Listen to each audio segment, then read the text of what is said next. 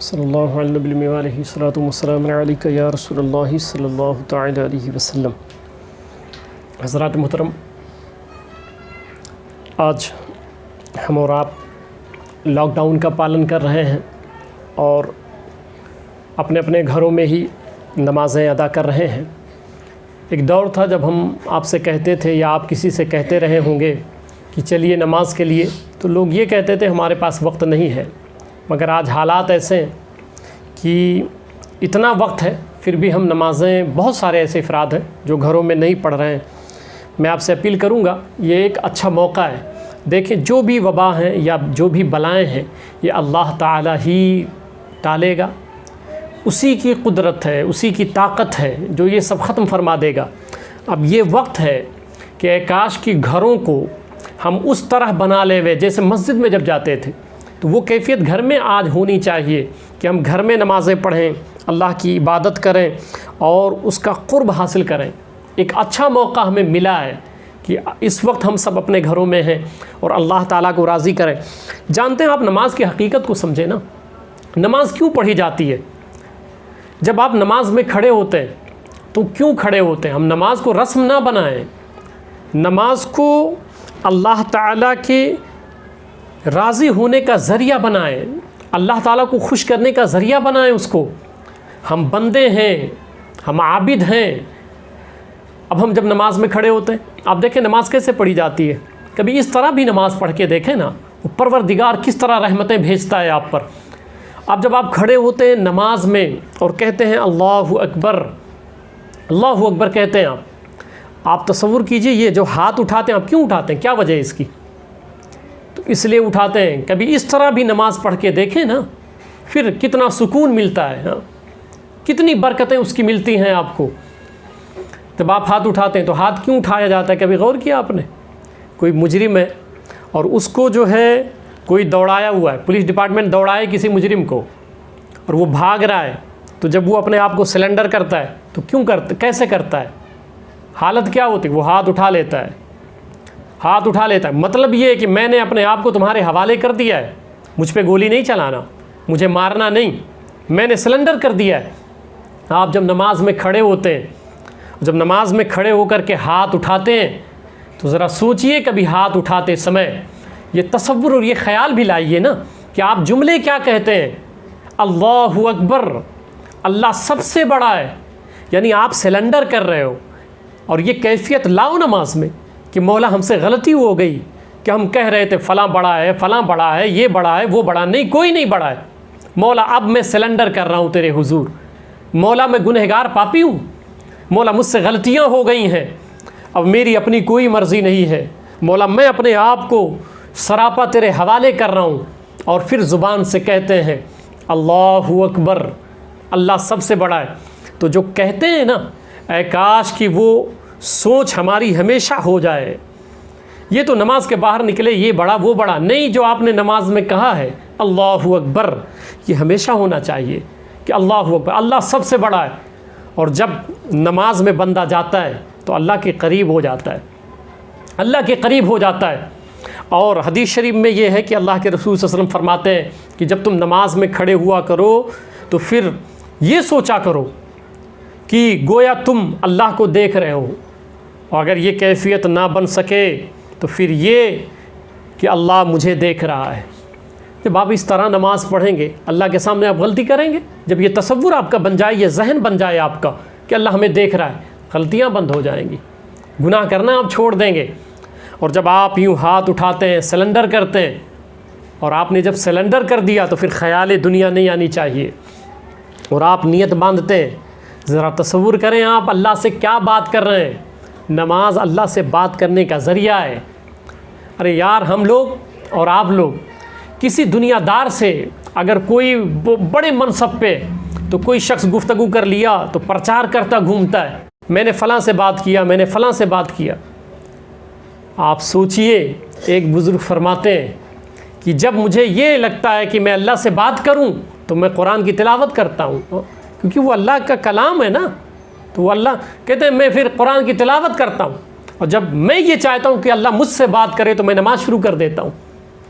تو جب ہم نماز میں رہتے ہیں تو اللہ سے بات کرتے ہیں، اور شروعات کیسے کرتے ہیں ذرا سوچیے. آپ نے کہا اللہ اکبر اور نیت باندھی آپ نے, اور پھر آپ لفظ پڑھتے ہیں سبحانک. سبحانک یہ حاضر کا صیغہ ہے, پاک ہے تیری ذات.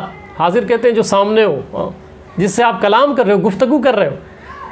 ذرا نماز میں ان کیفیات کے ساتھ آپ نماز پڑھیں نا, یہ کیفیات سوچ لیں. آپ کیا کہتے ہیں سبحان اللہ, سبحانک اللہم, پاک ہے تیری ذات, اللہ سے بات کر رہے ہیں. وہ کیفیت لائیں جب آپ سبحانک اللہم بحمدک یہ پڑھتے ہیں, اور جب آپ کہتے ہیں سبحانک اللہم بحمدک وتبارک اسمک وتعالی جدک ولا الہ غیرک, کہ مولا ہم تیری پاکی بیان کرتے ہیں, تو پاک ہے, تیری ذات پاک ہے, اور تیرے نام میں برکت ہے. سبحانک اللہم بحمدک, ساری حمد تیرے لیے, ساری تعریف تیرے لیے. وتبارک اسمک, اور کسی کے نام میں برکت نہیں مولا مگر تیرا نام اللہ ایسا ہے کہ اس میں برکتیں. اور پھر ہم پڑھتے ہیں توضو تسمیہ کے بعد یہ بات کیے خدا سے, کیونکہ حاضر کا صیغہ تھا سبحانک اللہم. پھر ہم کہتے ہیں الحمدللہ رب العالمین. اب اللہ سے گفتگو ہو رہی ہے, الحمدللہ رب العالمین, تمام تعریف ثابت ہے دونوں عالم کے پالن حال کے لیے. اور پھر کہتے ہیں الرحمن الرحیم, تو مہربان ہے, رحم کرنے والا ہے. پھر کہتے ہیں مالک یوم الدین, یوم جزا کا مالک ہے. پھر ہم کہتے ہیں ایاک نعبد و ایاک نستعین, ہم تیری ہی عبادت کرتے ہیں, تجھی سے مدد چاہتے ہیں. پھر اہدنا الصراط المستقیم, اے اللہ ہمیں سیدھی راہ چلا. آپ سوچیں کہ آپ نماز میں کیا کر رہے ہیں. جب ان کیفیت کے ساتھ آپ نماز پڑھیں گے نا تو نماز کی لذت اپنی الگ ہے. مولا علی سے پوچھیں نا کہ حسن نماز کیا ہے, کہ زانوں میں تیر چبھ گئی ہے, کوئی نکال نہیں سکا, مگر جب نماز میں گئے تیر نکال لی گئی, آپ کو خبر نہیں ہوئی. وہ راز و نیاز کی باتیں ہیں نماز میں. محبوب و محب کے درمیان ملاقات کی ایک راہ کا نام نماز ہے. اور پھر جب ہم کوئی سورے پڑھتے ہیں, پڑھنے کے بعد کیا کہتے ہیں, ذرا وہ کلمہ بار بار دہرائیں. آپ اس سوچ اور اس کیفیت کے ساتھ گھروں میں نماز پڑھیں. کہتے ہیں اللہ اکبر. اب رکوع میں گئے, اور رکوع میں جا کے ہم کیا کہتے ہیں, ہماری حیت کیا بنی ہے, کس طرح جھکے ہوئے ہیں ہم, جیسے کہ چوپائے ہوتے ہیں, کہ ہماری گردن جھکی ہوئی ہے, ہماری پیٹھ جھکی ہوئی ہے, اور گھٹنے پہ دونوں ہاتھ ہے. کیفیت سوچیں آپ کہ گھٹنے پہ دونوں ہم نے گھٹنے پکڑے اور سر جھکا دیا ہے یوں ندامت سے, شرمندگی سے, اللہ اکبر کہہ کر کے. اور ہم کیا کہتے ہیں, ندامت کے ساتھ سر جھکے ہوئے ہیں اور گھٹنے پہ ہمارے دونوں ہاتھ ہیں, اور ہم کہتے ہیں سبحان ربی العظیم, سبحان ربی العظیم, پاک ہے میرا رب جو سب سے بڑا ہے, سبحان ربی العظیم.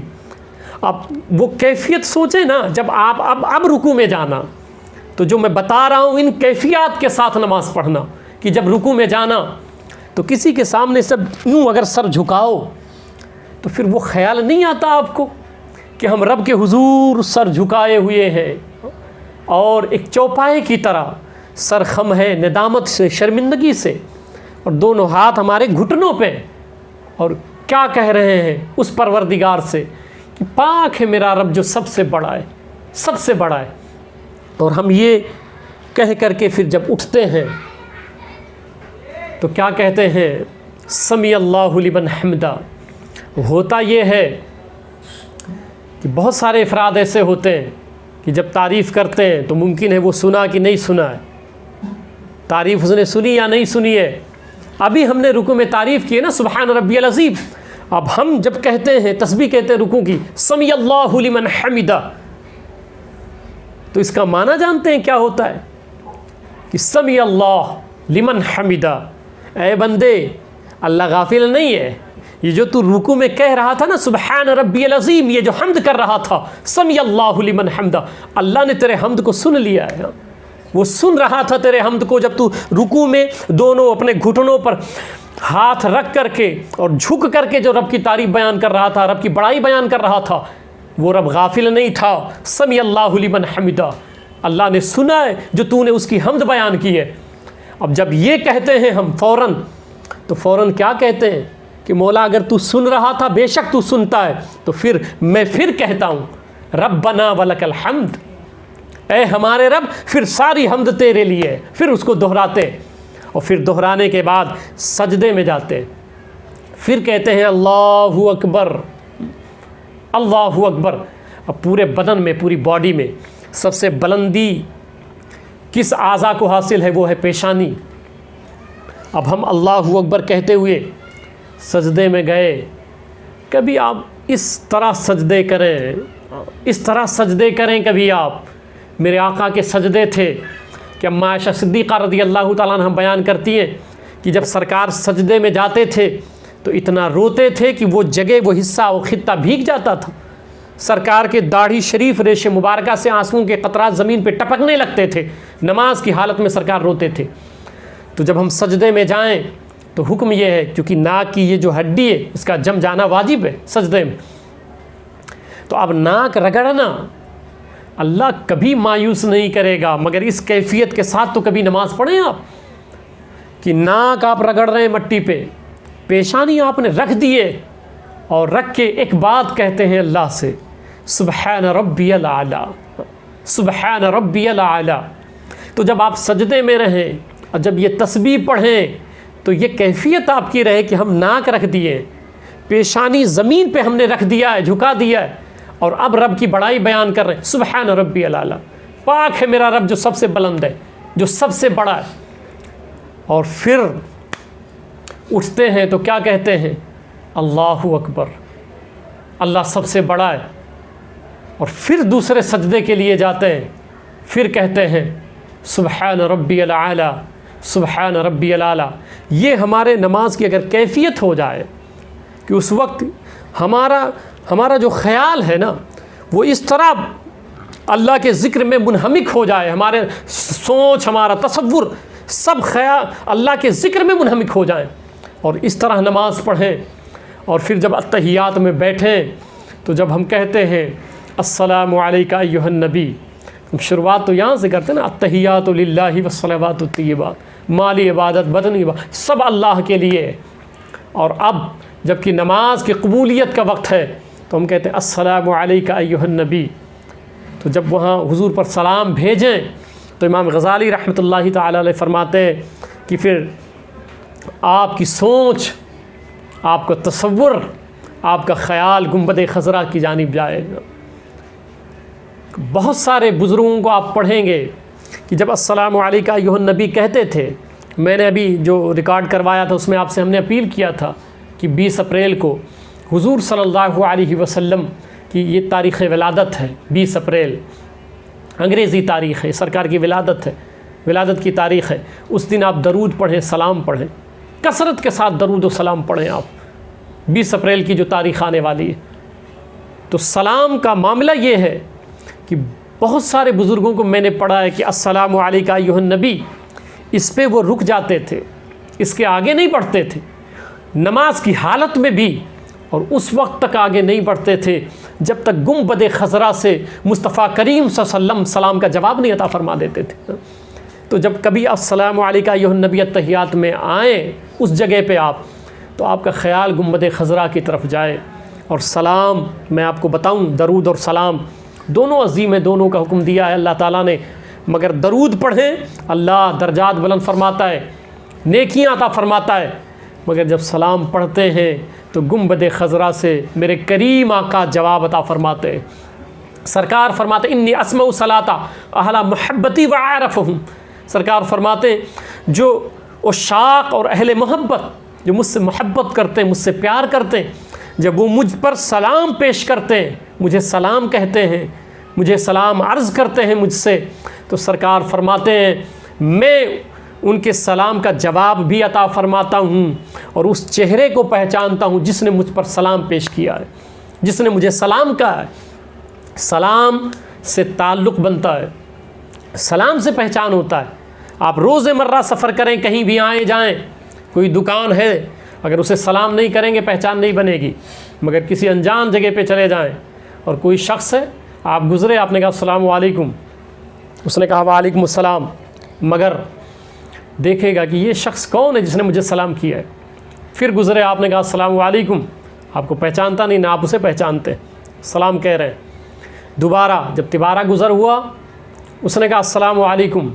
پھر آپ سے پوچھے گا آپ کہاں رہتے ہیں، کہاں سے آئے ہمارے علاقے میں. جانتے ہیں یہ پہچان کیسے بنی؟ سلام کی وجہ سے.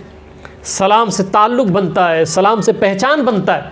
میں آپ سے اپیل کرتا ہوں کہ حضور صلی اللہ علیہ وسلم پر کثرت کے ساتھ درود و سلام پڑھیں. سلام سے پہچان بنتا ہے. سرکار فرماتے ہیں سلام سے چہرے کو پہچانتا ہوں میں. تو جب آپ حضور پر کثرت کے ساتھ سلام پڑھیں گے، درود پڑھیں گے، اور جب قبر میں جائیں گے، اور جب تیسرا سوال ہوگا اور سرکار کی طرف اشارہ کر کے پوچھا جائے گا ما کنت تقول فی ھذا الرجل، کیا کہتا تھا اس مرد کے بارے میں، تو سلام کی وجہ سے سرکار سے پہچان ہو چکی ہے. قبل اس کے اتنی کثرت کے ساتھ سلام پڑھیں کہ قبل اس کے کاش کی وہ لمحہ آئے کہ آپ بولیں کہ یہ میرے آقا ہیں، اس سے پہلے سرکار کہیں نہیں نہیں یہ تو مجھ پر بڑی کثرت کے ساتھ سلام اور درود پڑھتا تھا، مجھ سے پوچھو یہ میرا کون ہے. تو آپ نماز کی پابندی کریں، گھروں میں کثرت کے ساتھ نماز کی پابندی کریں، ذکر و اذکار کریں، روئیں گڑ گڑائیں. آج بہت سارے افراد ایسے ہیں جو آج بھی نماز نہیں پڑھ رہے ہیں، آج بھی گھروں میں مقید ہیں، محصور ہیں مگر نماز نہیں پڑھ رہے ہیں. میں کہتا ہوں نمازیں پڑھیں. حضرت عیسیٰ علیہ السلام کا ایک گزر ہوا ہے، ایک گاؤں سے گزر ہوا، آپ نے دیکھا سبز و شاداب ہے پورا گاؤں، پورا علاقہ ہے، اچھے اچھے گھر بنے ہوئے ہیں. 3 سال کے بعد گزر ہوا، ویران ہو گیا ہے، چٹیل میدان ہو گیا. پوچھا مولا یہاں تو ویرانیاں نہیں تھیں، یہاں شادابیاں تھیں، گاؤں تھا، لوگ خوشحال تھے، کیا ہو گیا؟ اللہ نے فرمایا عیسیٰ یہاں سے ایک بے نمازی کا گزر ہوا تھا، اور یہاں ایک چشمہ تھا، اس میں اس نے پانی پی لیا تھا، اس کی نحوست کی بنیاد پہ پورے علاقے کو ہم نے ویران کر دیا ہے، چٹیل میدان بنا دیا ہے. علامہ صفوری نے یہ لکھا ہے کہ اس بے نمازی کا گزر گاؤں کے قریب سے ہوا اور اس سے ہوائیں لگ کر کے اس کے دامن سے اس گاؤں میں آ گئیں، اس کی نحوست کی بنیاد پہ پورا علاقہ ویران بن گیا. اب جس گھر میں بے نمازی ہوں گے پھر اس گھر کا حال کیا ہوگا؟ علامہ صفوری رحمۃ اللہ علیہ نے لکھا ہے کہ ایک بزرگ تھے، وہ جا رہے تھے تو انہوں نے دیکھا کہ سمندر میں، جب وہ گئے سمندر میں تو انہوں نے دیکھا کہ مچھلیاں مچھلیوں کو کھا رہی ہیں. کہا مولا کیا بات ہے، مچھلیاں مچھلیوں کو کھا رہی ہیں، قحط سالی مسلط ہو گئی. تو آواز آئی ہاتف غیفی سے، ہاں بات یہ ہے کہ ایک بے نمازی آیا تھا، اس کو پیاس لگی، اس سے پانی پینے کے لیے اس نے چلو میں پانی اٹھایا، منہ میں لیا، پانی کڑوا نکلا، اس لیے اس نے دوبارہ اسی میں کلی کر دیا. تو وہ جو بے نمازی تھا اس نے جو کلی کر دیا تھا اس کی نحوست کی بنیاد پہ قحط سالی مسلط کر دی گئی ہے. میں آپ سے کہتا ہوں آپ گھروں میں رہتے ہیں اور نماز نہیں پڑھتے، پھر برکتیں کیسے آئیں گی، شادابیاں کیسے ہوں گی، فیوز و برکات کیسے آئیں گے، رحمتیں کیسے اللہ کی اتریں گی؟ آپ نمازی بن جائیں. حضرت موسیٰ علیہ السلام ہیں، ایک عورت آ گئی، اس نے کہا حضور اللہ سے دعا کریں اللہ میری غلطیوں کو معاف فرما دے، اللہ تعالیٰ میری غلطیوں کو معاف فرما دے. حضرت موسیٰ علیہ السلام نے فرمایا غلطی تو بتا. اس نے کہا حضور غلطی یہ ہے کہ میں زانیہ ہوں، مجھ سے غلطی ہو گئی، اور پھر ایک بچہ میرے پیٹ میں آیا، وہ پیدا ہوا، میں نے اس کا گلا دبا کر کے مار ڈالا اس کو میں نے. تو حضور دعا کر دیں اللہ میری غلطیوں کو معاف فرما دے. حضرت موسیٰ علیہ السلام نے فرمایا دفع ہو جا میری بارگاہ سے، نکل جا میری بارگاہ سے، اتنی بڑی پاپیہ ہے تو گنہگار ہے. اتنے میں اللہ تعالیٰ نے فرمایا موسیٰ کیا اس عورت سے زیادہ گنہگار کا نام نہ بتا دیا جائے؟ موسیٰ علیہ السلام نے کہا کہ مولا اس سے زیادہ گنہگار کون ہوگا کہ غیر مرد سے زنا کا مرتکب ہوئی، بچہ پیدا ہوا، گلا دبا کے اس نے اپنے بچے کو مار ڈالا ہے، اس سے زیادہ پاپی و گنہگار کون ہوگا؟ اللہ نے فرمایا موسیٰ جو جان بوجھ کر کے ایک وقت کی نماز چھوڑ دے گا وہ اس عورت سے زیادہ گنہگار ہوگا. حضرات ذرا سوچیں. اور پھر اس پر میں ایک اور روایت پیش کر دیتا ہوں کہ حضور صلی اللہ علیہ وسلم اپنے صحابہ کے ساتھ بیٹھے ہوئے تھے اور ایک عرب کا نوجوان روتا ہوا حضور صلی اللہ علیہ وسلم کی بارگاہ میں آیا. اس نے کہا میرے والد گرامی کا انتقال ہو گیا ہے، سرکار ان کے کفن اور دفن کے لیے اور نماز جنازہ کے لیے کچھ انتظام نہیں ہے، سرکار کسی کو بھیج دیں، تو حضور صلی اللہ علیہ وسلم نے حضرت ابوبکر اور حضرت عمر رضی اللہ تعالیٰ عنہ کو حکم دیا، کہا کہ جاؤ اور غسل دو اور اس کو کفن پہناؤ۔ پھر یہ دونوں حضرات جب وہاں گئے، اب میں وہ لفظ پڑھ دیتا ہوں فَذَهَبَ إِلَى الْمَيِّتِ فَرَاهُ مِثْلَ الْخِنْزِيرِ الْأَسْوَدِ۔ یہ دونوں صحابی گئے تو جب وہاں پہنچے میت کے پاس تو انہوں نے دیکھا کہ اس کے باپ کی شکل کالے سور کی طرح ہو چکی ہے۔ میں لفظ پڑھ رہا ہوں کہ مثل الخنزیر الاسودی، اس کے باپ کا چہرہ کالے سور کی طرح ہو چکا ہے۔ فرجع الی النبی صلی اللہ علیہ وسلم، تو حضرت عمر اور حضرت ابوبکر صدیق رضی اللہ عنہ دونوں سرکار کی بارگاہ میں آئے۔ فقال ما رأیناہ الا مثل الخنزیر الاسود یا رسول اللہ، تو جو کچھ وہ دیکھ کے آئے تھے عرض کیا کہ یا رسول اللہ صلی اللہ علیہ وسلم، اس کا جو باپ ہے اس کا چہرہ تو کالے سور کی طرح ہو چکا ہے۔ تو حضور صلی اللہ علیہ وسلم اب سنیں، فقامہ، تو کھڑے ہوئے، الی الجنازتی، سرکار گئے جنازے کی طرف، اس کے میت کی طرف گئے۔ فدعا فصار المیت علی صورتہ الاولی، تو سرکار نے دعا فرمائی، پھر اس کی شکل پہلی شکل کی طرح ہو گئی، یعنی انسان کی صورت بنی۔ فقال یا شاب ای عمل کانا یعمل ابوک فی الدنیا، سرکار نے اس نوجوان کو بلایا اور فرمایا، اے نوجوان یہ بتا تیرا باپ دنیا میں کون سا عمل کرتا تھا جس کی بنیاد پہ ایسا ہو گیا تھا اس کا چہرہ؟ فقال کانا تارک الصلاۃ، اس نوجوان نے بتایا میرا باپ نماز نہیں پڑھتا تھا، میرا باپ نماز کو چھوڑتا تھا، تارک صلاۃ تھا۔ فقال، تو سرکار نے فرمایا یا صحابی انظروا، سرکار نے فرمایا صحابہ سے دیکھو، حالا، اس کا حال دیکھو، من ترک الصلاۃ یبعثہ اللہ یوم القیامۃ مثل الخنزیر الاسود نعوذ باللہ تعالی منہا۔ حضور صلی اللہ علیہ وسلم نے فرمایا کہ اس بے نمازی کا حال دیکھو، جو نماز نہیں پڑھتے، سرکار نے فرمایا کہ اس کا حال دیکھو جو لوگ نماز نہیں پڑھتے۔ اللہ تعالیٰ پھر لفظ دہرا رہا ہوں، من ترک الصلاۃ یبعثہ اللہ یوم القیامۃ مثل الخنزیر الاسود، کہ جو نماز نہیں پڑھتے اللہ تعالیٰ قیامت کے دن کالے سور کے شکل میں ان لوگوں کو اٹھائے گا۔ میں آپ حضرات سے اپیل کرتا ہوں، یہ اچھا موقع ہے، آپ گھروں میں، کل آپ کہتے تھے نا کہ ہمارے پاس وقت نہیں ہے، آج اللہ نے وقت دیا ہے، اللہ کو راضی کرو، رو گڑ گڑاؤ اللہ کے حضور کہ اللہ تعالیٰ ہماری غلطیوں کو معاف فرما دے، اور آپ حضرات نماز کی اپنے گھروں میں پابندی فرمائیں۔ وما علینا البلاغ۔